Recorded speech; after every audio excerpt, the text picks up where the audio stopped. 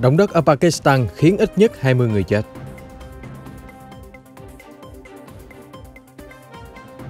Hàng loạt vụ lở đá kinh hoàng tàn phá nhiều thành phố Trung Quốc.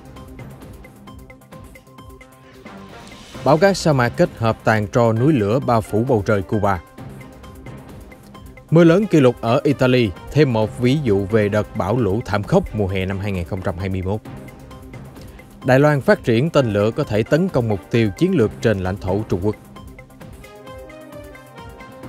Malaysia tức giận với nhóm tàu khảo sát Trung Quốc trên Biển Đông. Chân tướng sát thủ cung hoàng đạo được vạch trần sau nửa thế kỷ. Colombia triển khai 14.000 quân nhân chống xã hội đen ở biên giới Venezuela. Tất cả sẽ có trong bản tin đặc biệt cập nhật những tin tức nóng nhất trên kênh FBNC.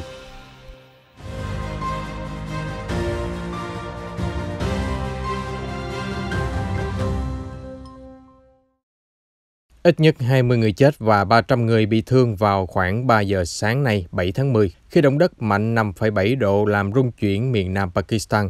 Sự việc xảy ra giữa lúc người dân vẫn đang say giấc. Nhân viên cứu hộ cho biết các nạn nhân thiệt mạng chủ yếu là phụ nữ và trẻ em. Tâm chấn khá nông, chỉ sâu khoảng 20 km, cách thành phố Quetta khoảng hơn 100 km. Hơn 100 ngôi nhà sụp đổ và nhiều công trình khác bị tàn phá. Video trên mạng xã hội cho thấy các ngôi nhà nghiêng ngã hoặc đổ sập trong cơn động đất. Nhiều người vội vàng tháo chạy ra đường trong bóng tối. Một người tên Tarin nói với Reuters, sau khi động đất xảy ra lúc 3 giờ sáng, những người bị thương nghiêm trọng đã được đưa tới bệnh viện địa phương. Vài người khác chờ xe cứu thương chở đến bệnh viện ở thành phố Quetta. Hiệp hội Báo chí Quốc gia Pakistan cho biết, một trực thăng lục quân đã cứu nạn khẩn cấp ít nhất 9 người bị thương nặng, đưa họ đến Quetta. Động đất thường xuyên xảy ra ở Pakistan. Năm 1935, động đất mạnh 7,7 độ ở thành phố Quetta đã cướp đi sinh mạng của khoảng từ 30.000 đến 60.000 người, gần như hủy hoại nhiều khu vực thành phố. Đến năm 2006, khoảng 73.000 người thiệt mạng trong vụ động đất mạnh 7,6 độ ở vị trí cách thủ đô Islamabad gần 100 km.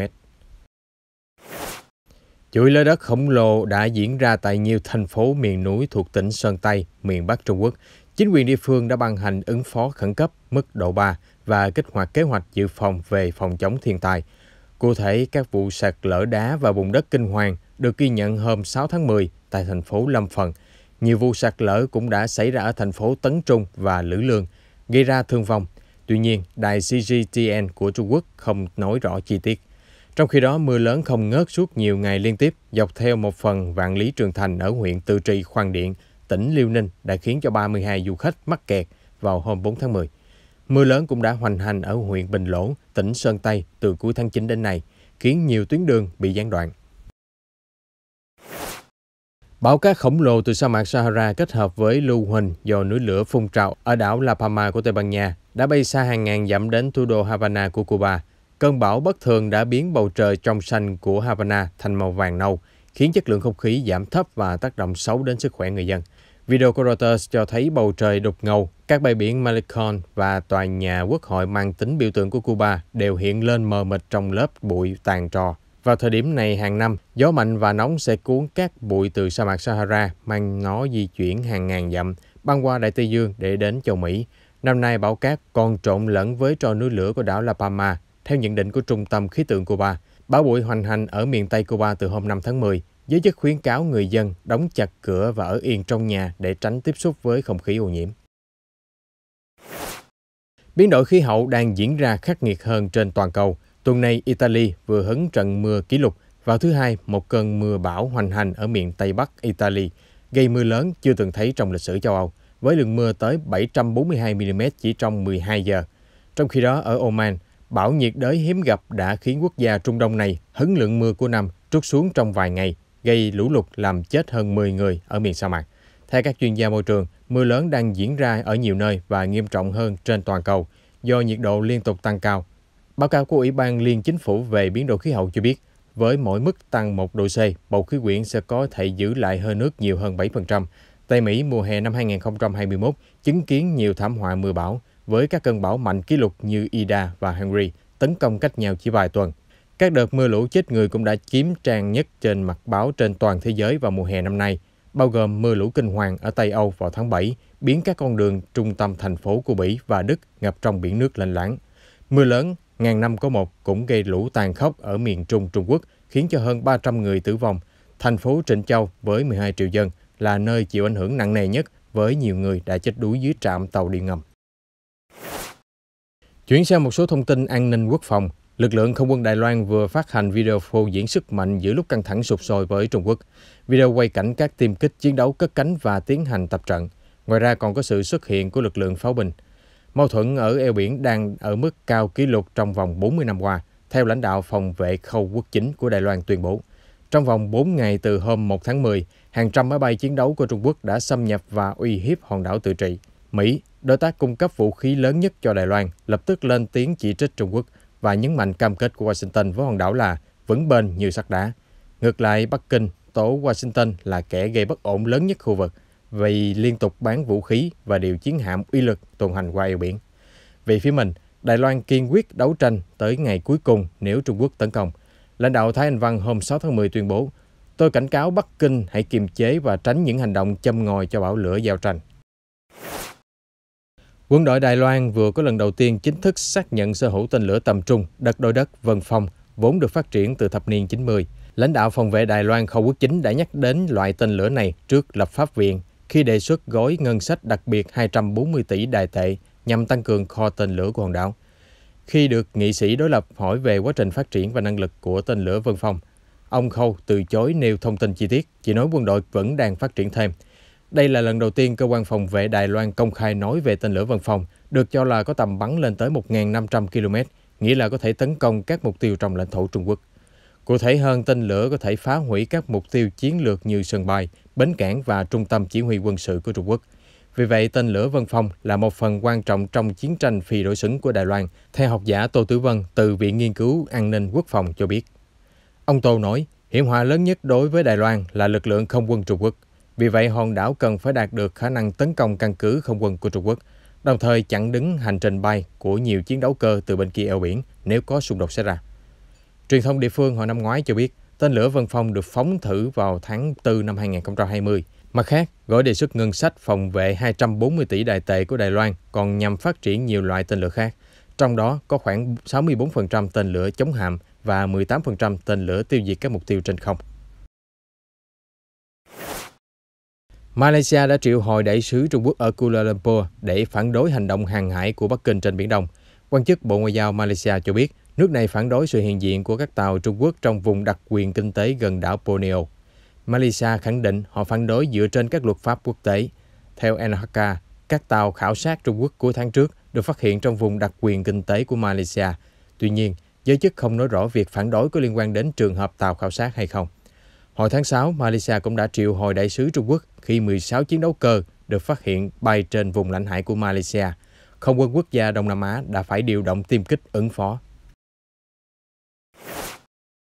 Một nhóm hơn 40 chuyên gia tin rằng họ đã xác định được sát thủ cung hoàng đạo, một sát nhân bí ẩn gây án liên hoàn ở vịnh San Francisco của Mỹ vào thập niên 60. Cụ thể, nhóm Casebreaker bao gồm các cựu nhân viên điều tra, phóng viên và cựu sĩ quan tình báo quân đội, chuyên phá giải các vụ án kỳ bí trong lịch sử, vừa ra thông báo báo chí cho biết sát thủ cung hoàng đạo có thể là Gary Francis Poste, đã chết năm 2018. Hung thủ hoàng đạo có liên quan đến 5 vụ án mạng trong 2 năm 1968 và 1969. Y đã bắn hoặc đánh đập 7 người tại khu vực Bay Area ở San Francisco, khiến cho 5 người trong số này thiệt mạng. Sau khi gây án, Y lại gửi những bức thư ghê rợn tới tờ báo San Francisco Chronicle. Một vài bức thư được viết dưới dạng mật mã, trong đó có một bức thư cực kỳ phức tạp với 340 ký tự được mã hóa. Tất cả bức thư đều ký tên là Hoàng đạo sát nhân và khiến cho Cục Điều tra Liên bang Mỹ FBI và nhiều nhà điều tra chuyên nghiệp lẫn không chuyên tốn hàng chục năm giải mã. Mới đây, nhóm chuyên gia Casebreaker cho rằng Gary chính là hung thủ khét tiếng sau khi đã phát hiện các bằng chứng pháp y và những bức ảnh từ phòng tối của người đàn ông này. Một số bức ảnh cho thấy những vết sẹo trên trán của Gary trùng khớp với phác họa chân dung sát thủ của hoàng đạo. Một bức thư sau khi giải mã khẳng định Gary đã đoạt mạng tới 37 người. James Buchons, cựu điệp viên phản gián của lục quân Mỹ, khẳng định những bức thư của sát thủ được giải mã và hé lộ Gary chính là kẻ gieo rắc nỗi kinh hoàng. Nhóm chuyên gia cũng tin rằng Carrie phải chịu trách nhiệm cho cái chết của Cherise Jo Bates, 18 tuổi. Thi thể của cô được tìm thấy ở con hẻm thuộc Riverside, ở bang California, vào 2 năm trước khi Mỹ rúng động bởi chuỗi vụ án cung hoàng đạo. Dù vậy, cảnh sát địa phương bác bỏ giả thiết này. Trước đó, nhóm chuyên gia đề xuất cho so sánh mẫu ADN tại hiện trường với ADN của Carrie, nhưng không được chấp thuận. Bates được nhiều bên điều tra xem như nạn nhân thứ 6 của sát thủ cung hoàng đạo, và cảnh sát Riverside từng treo thưởng $50.000 để đổi lấy manh mối vụ án. Thế nhưng, chân tướng vụ này vẫn còn nhiều bí ẩn. Chính phủ Colombia hôm 6 tháng 10 đã triển khai lực lượng quân đội mới gồm tới 14.000 binh sĩ để tăng cường kiểm soát an ninh ở điểm nóng xung đột giáp với Venezuela. Khu vực Đông Bắc Colombia khét tiếng với những vụ tranh chấp địa bàn với hàng loạt nhóm vũ trang chiến đấu ác liệt với nhau để thao túng đường dây sản xuất và buôn bán chất kích thích. Đợt triển khai binh sĩ mới đây được cho là lớn nhất trong lịch sử hiện đại của Colombia. Chính phủ cho rằng động thái nói trên là cần thiết để giảm bớt các vụ tấn công tàn bạo. Vào tháng 6, một vụ nổ xe đã khiến cho hàng chục người bị thương. Chỉ vài tuần sau đó, trực thăng của Tổng thống Ivan Duque bị bắn đạn dữ dội. Sau đó, Tổng thống phát biểu, ở khu vực biên giới, chúng ta kiên quyết bác bỏ những hành vi thông đồng với tội phạm, giống như những gì đang diễn ra ở Venezuela dưới chế độ độc tài. Hơn bao giờ hết, Colombia sẽ bảo vệ hiến pháp, luật pháp và công lý. Bên cạnh ngăn chặn đường dây buôn bán của thế giới ngầm, các lực lượng tấn công cực đoan và các tổ chức tài chính bất hợp pháp, 14.000 binh sĩ Colombia còn có nhiệm vụ đảm bảo an ninh cho môi trường kinh doanh, giúp địa phương thu hút được đầu tư, thoát khỏi cảnh nghèo đói và phạm pháp. Gần 6 thập kỷ qua, những cuộc xung đột không hồi kết ở Colombia đã khiến cho 260.000 người thiệt mạng và hàng triệu người mất nhà cửa. Colombia tố cáo những nước hàng xóm như Venezuela chứa chấp các băng nhóm vũ trang để thu lại lợi ích bất chính, gây bất ổn cho cả khu vực. Tuy nhiên, chính phủ Venezuela đã bác bỏ những lời buộc tội. Thủ tướng Áo Sebastian Kurz đang bị điều tra, nghi ngờ hối lộ và lạm dụng tín nhiệm. Thông tin do nhóm công tố viên chống tham nhũng đưa ra vào hôm 6 tháng 10, sau khi tiến hành các cuộc khám xét tại văn phòng nhiều quan chức trong đảng bảo thủ Nhân dân Áo của Thủ tướng. Theo giả thuyết của công tố viên, từ năm 2016 đến năm 2018, các quỹ của Bộ Tài chính Áo đã được chia cho một công ty truyền thông để thu về lợi ích chính trị cho đảng Nhân dân. Văn phòng công tố viên cho biết, ngoài Thủ tướng, 9 người khác cũng đang bị điều tra.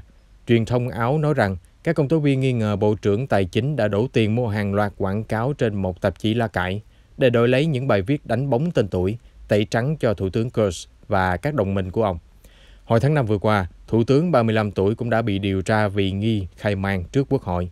Reuters nhận định cuộc điều tra mới lần này là một mối đe dọa lớn cho sự nghiệp chính trị của ông Kurz. Chủ tịch ngân hàng lớn thứ ba Ukraine bị đình chỉ công tác từ hôm 6 tháng 10 sau khi xuất hiện video ghi lại cảnh ông này xô xát với phóng viên điều tra về hoạt động cho vay. Cụ thể, Ngân hàng Nhà nước Укрексімбанк vừa ra văn bản về đình chỉ ông Yevgen Mesker và gửi lời xin lỗi đến nhóm phóng viên. Cảnh sát cũng đã mở cuộc điều tra hình sự về vụ ẩu đả giữa Chủ tịch Mesker và các phóng viên hãng phát thanh tự do.